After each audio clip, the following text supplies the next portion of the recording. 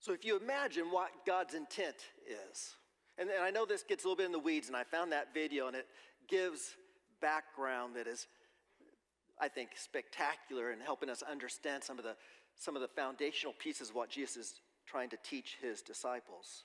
If you believe that God's going to have his way with what he intended, then that gives us hope as followers. So the question is, what in the world is God's intent? When you look at the Old Testament as a whole, and when you look at Jesus and why Jesus came to earth, and why in the world did God send his son for us? I mean, we've got John 3:16, for God so loved the world that he sent his only son, right? If you're familiar with the church, you're familiar with that. If you're not, it's a foundational verse because he loves us. But he loves us for a reason. So this is moving into and through, this is our last week of studying through the Beatitudes. And to give just a little bit of a review. First, Jesus gives his followers, his disciples, instructions to deepen their ties to God. That's Jesus' intent. You've got to deepen your ties to God. A way to live that keeps God at the very center of life and brings blessing, comfort, and joy regardless of our circumstances. Doesn't that sound good? These we call the Beatitudes.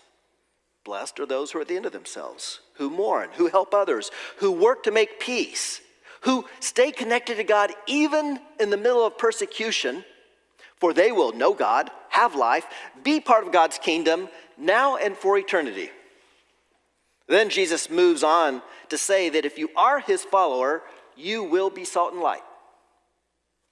Just that, plain and simple. If you are his follower, you will be salt and light. You will make the world a better place. If you're filled with God, you can't help it. Now, I'm going to let that sink in for just a little bit. See, if you're filled with God, if you are connected with God, even in your own humanity and imperfection, if you are connected with God, you can't help but be a blessing. Your fountain, using the words of Jesus, it's going to overflow. You're going to make the world a better place. I know this may sound a little controversial, but hear me out. There are people who don't even realize they are filled with God, and they still can't help but making a God-sized difference in the world. We call that prevenient grace. That's another message or two or three or four somewhere down the line. There are those who believe in God, but are still completely filled up with themselves, and at times do more harm than good. So there are people that technically haven't acknowledged the existence of God, but are still filled with him, prevenient grace. And there are those that acknowledge the existence of God, but are still filled with themselves and are sometimes just full of ungodliness. Is that a good way to say that? See, it's not what you believe that matters nearly as much as what you're filled with. Jesus says, if you're filled with God, you will add flavor and light to this world. If you are not filled with God, this is where it gets pretty clear. We talked about last week. You are not part of God's kingdom. This morning, again, our last study on the Beatitudes and his instructions on how to live, Jesus tackles common assumptions about the Old Testament law. You see, Jesus poked the bear when he walked on the earth. He stirred the hornet's nest, so to speak, of the religious leadership of his day. Jesus discarded some of the Pharisees' narrow interpretation of the law. He challenged how people were to see and interact with God. He said, the way you've been interacting with God isn't working. Have you figured that out yet, people? The way that you see God isn't who God is. And as long as you keep acting this way and boxing God into this small little box, you're going to miss him.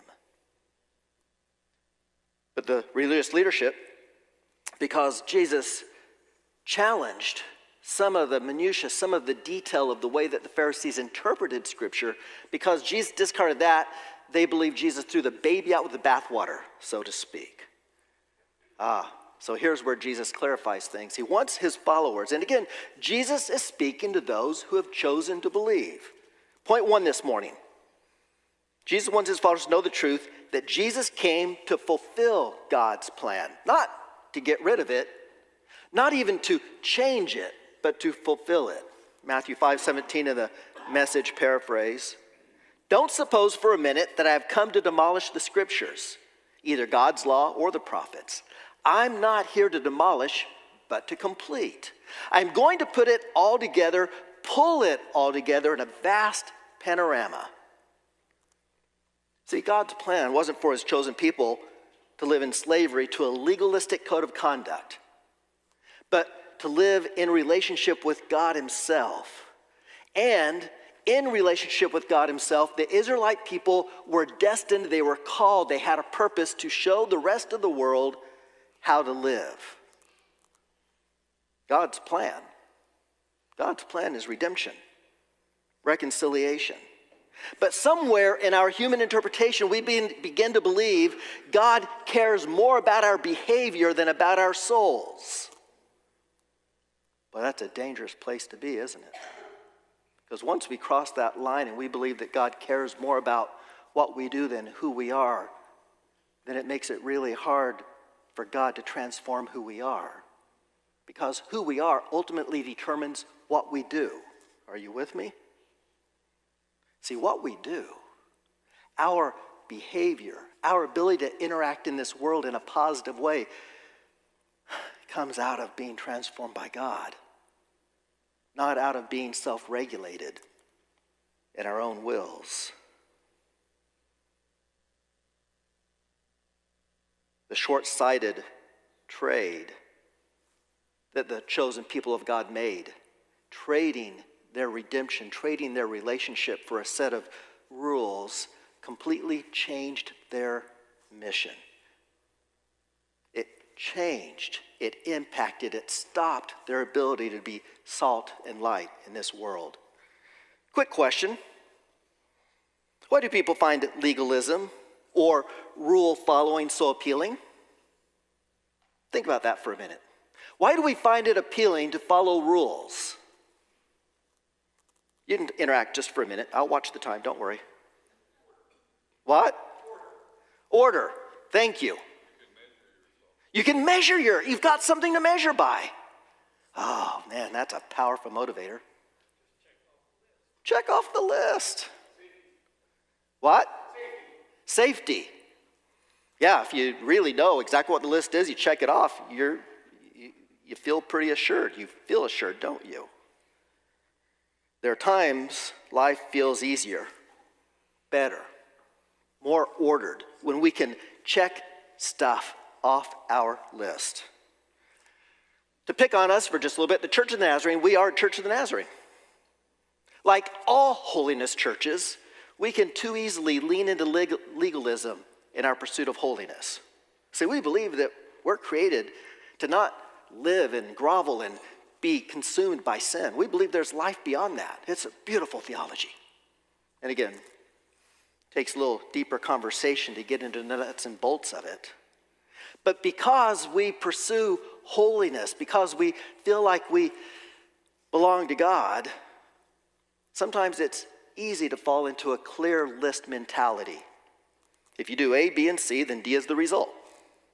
If you would just simply read the Bible, go to church, pray, tithe, avoid sin, and help in the nursery, I want to make sure that part's clear, then you'll be a good Christian.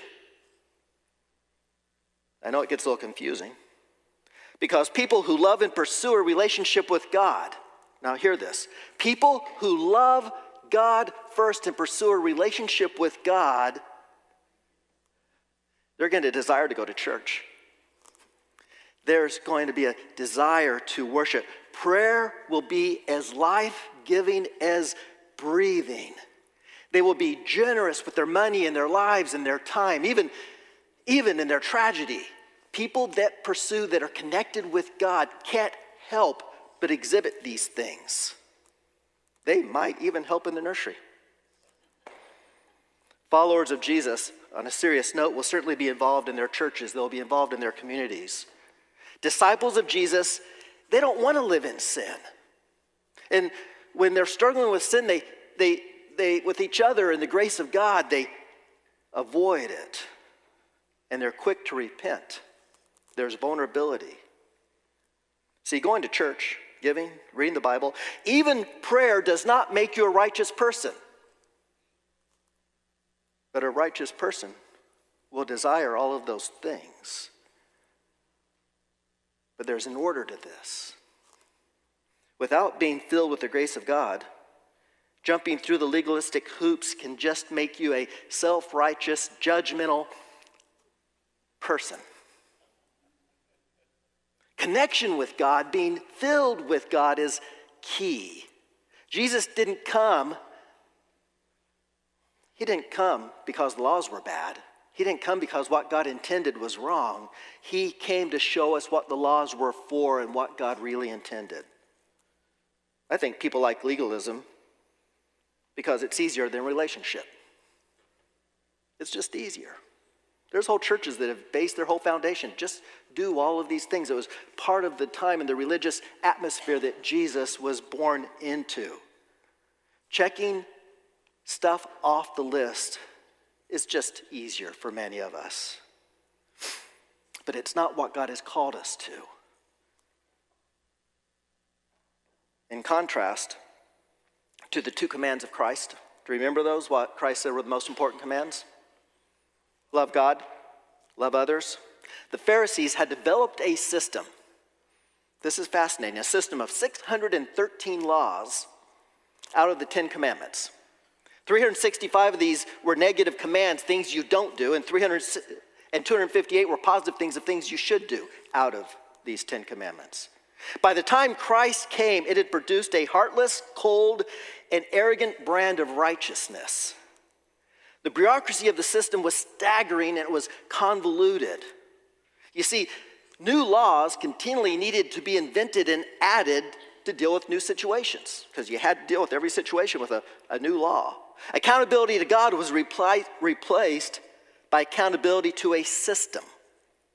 It reduced a person's capacity for discernment. Why would you ever have to practice good judgment if all the judgment is listed for you? It created a judgmental and competitive spirit. You could compare how good you were basically by looking at how bad your neighbor was and stand up proud of that. The Pharisees confused personal preference, the things they thought were best, with divine law. It's kind of interesting how we do that also, isn't it? That if something really made a difference in our spiritual life, we think it's going to make a difference in someone else's. Man, I shaved my head and it really made me more spiritual. I think all of you should shave your heads. Sounds funny, doesn't it? But that is a pattern that often has been followed by believers.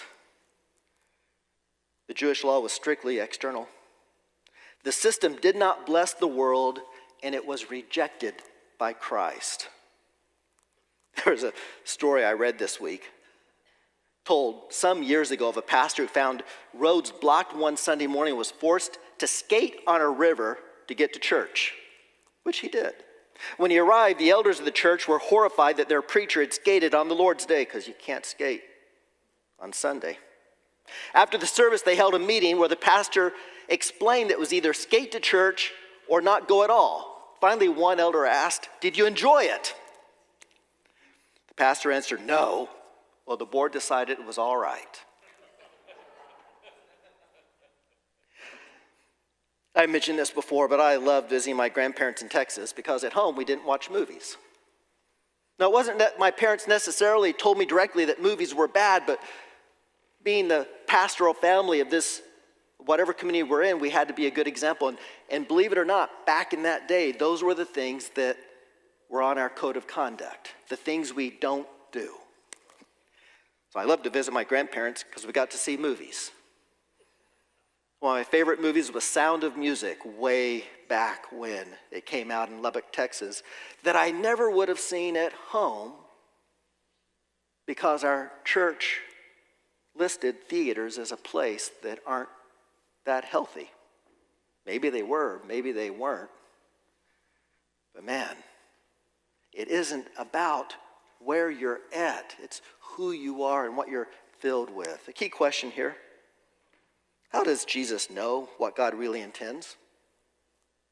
It's not a trick question.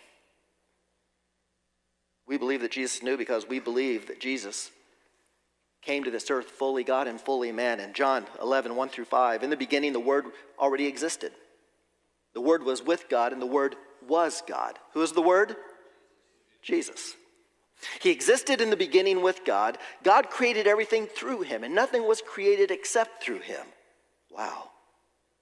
The Word gave life to everything that was created, and his life brought light to everyone.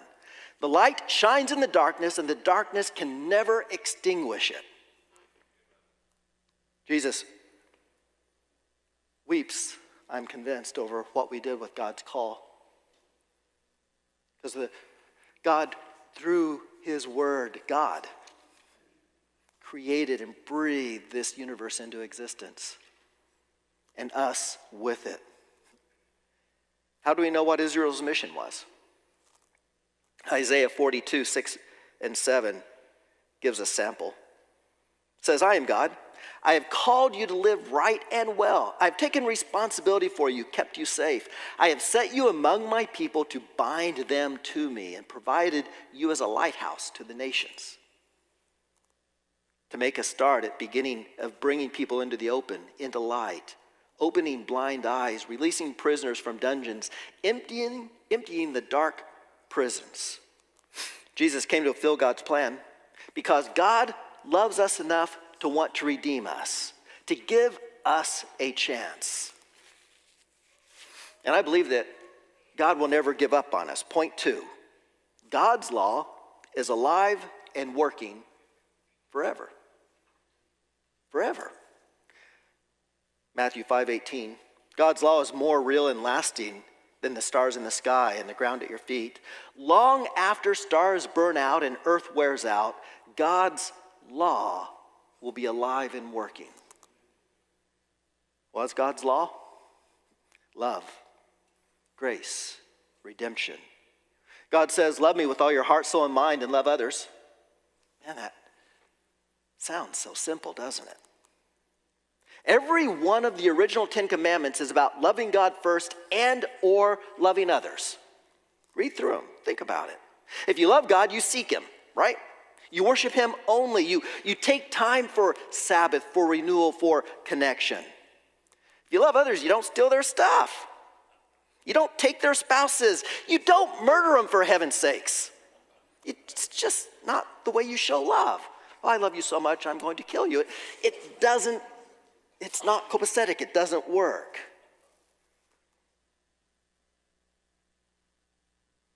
It seems simple, but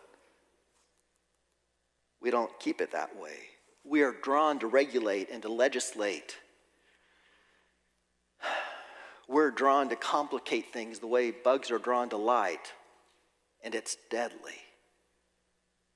Jesus came to tell the people, if you live this way, if you live in the pattern that you've been living, it's going to kill you. It kills your spirit first, but it kills you, which leads to point 3. So what does Jesus say? Get on board and bring others with you. Verse 19 in Matthew chapter 5. So if you ignore the least commandment and teach others to do the same, you'll be called the least in the kingdom of heaven.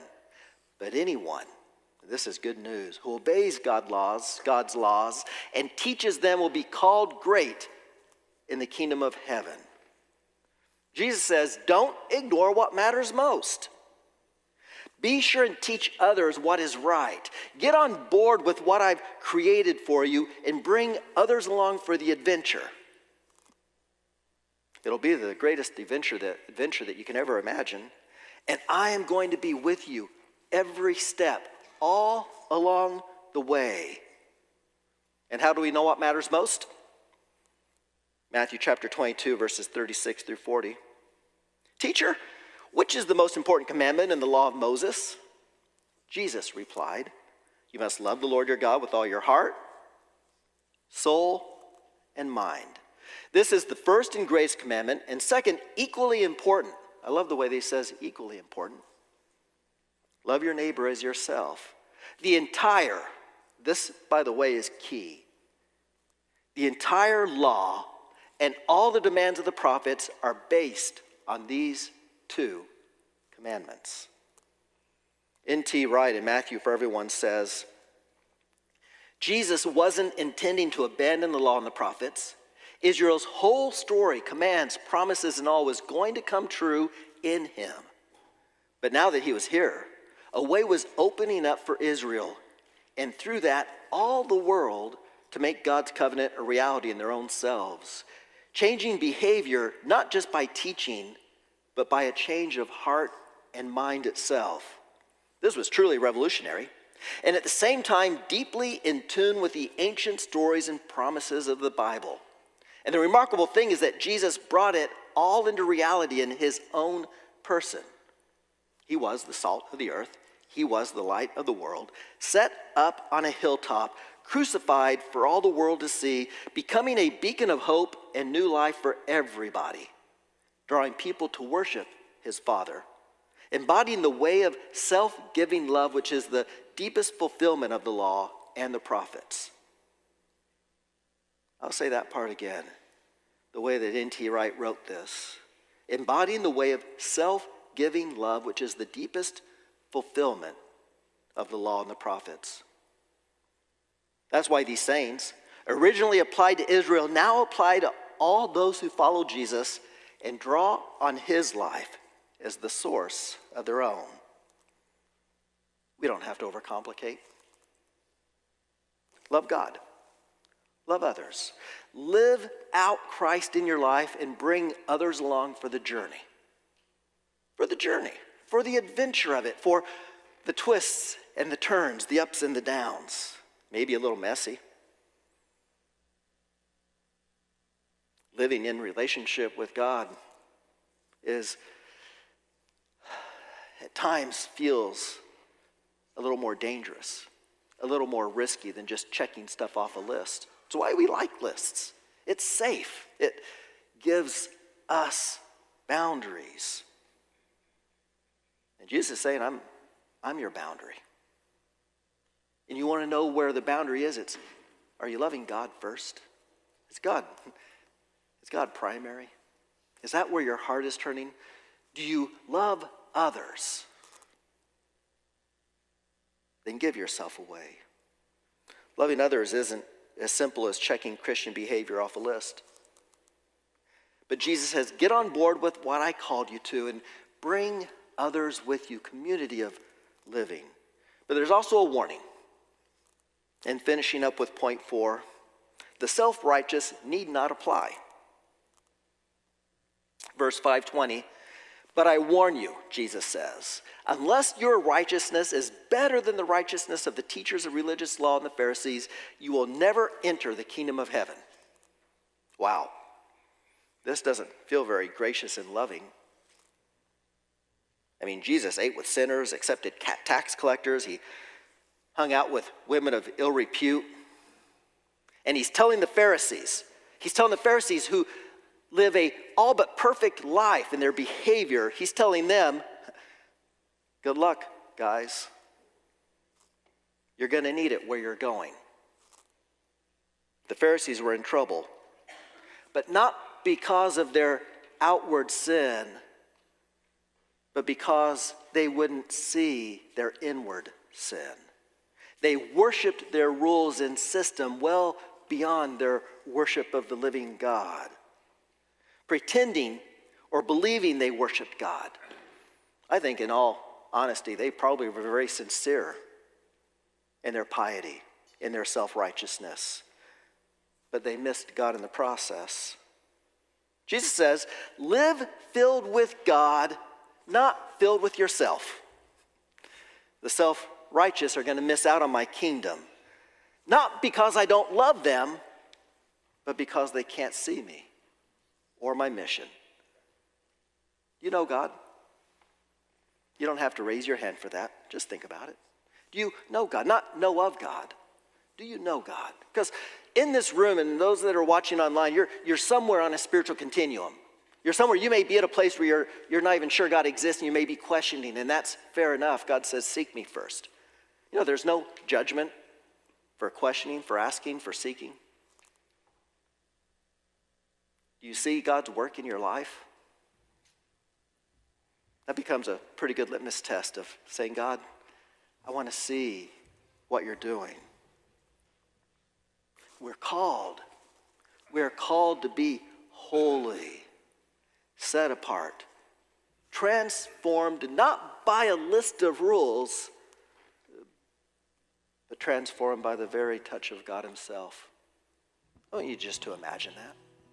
You don't have to do it. You don't have to figure out how to somehow live better. You don't have to figure out how to solve all your problems. But you've got to figure out how to surrender everything to know who God is. And by the way, knowing God doesn't mean there aren't problems. Doesn't mean everything disappears, but it means that you have life beyond your own understanding. The capacity to live in the very power of God himself. Set apart. On mission. Touched by God. Because Jesus said, I didn't come to eliminate, to abandon. I came to fulfill, and I'm going to fill my mission through your lives, through your transformed lives. This morning as we sing, as Rachel shares with us, I want you to simply reflect on where God is speaking to you. And I encourage you. If you're holding on to something, let it go. Take time to pray. And these altars are always open, a place of grace, a place of life. Or pray where you're at. If you're not sure if God exists, ask him. He'll reveal himself. If you're not sure what your life is filled with, open your arms and say, God, where are you in this? What is your desire? And if you want to grow in faith, it starts with surrender. And if you've surrendered, then it continues to grow through your connection, through saying, God, whatever you want. Lord, would you speak? And I thank you for the work you're doing, for the stories that are emerging out of you breathing life into us. And I pray that we are individuals that are connecting to you in a community that together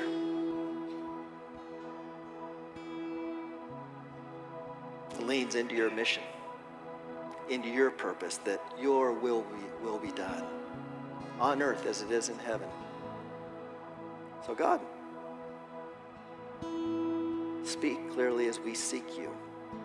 I ask this in your name. Amen.